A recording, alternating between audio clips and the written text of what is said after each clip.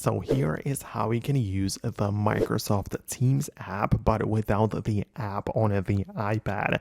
Let's get started. If it's your first time here on Foxtecc, most definitely subscribe so you don't miss tutorials and videos like this one.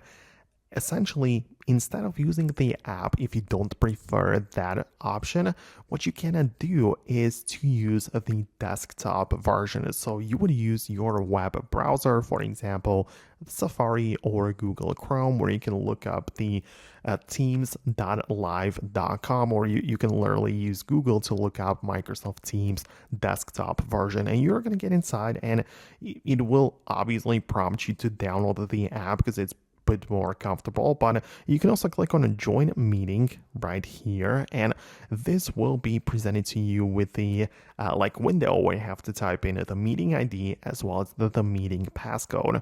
Keep in mind that that's actually the exact same process as if you would want to join a meeting even through an app, right? So you can do it through the online interface, right? You can just type in all of that information. So obviously you cannot create your meetings yourself, but you have to join an existing one. But if you have the access, you can join it this way. So this can make things a lot easier. Keep in mind as well that some features may not be present, so it's possible that things which are part of the app are simply not going to be working within the web interface, but the most basic functionality of joining a video call is definitely doable and works fine. So let me know if you managed to make it work. I would really appreciate your feedback. Thanks a lot for watching, and I hopefully get to see you later in the next videos as well.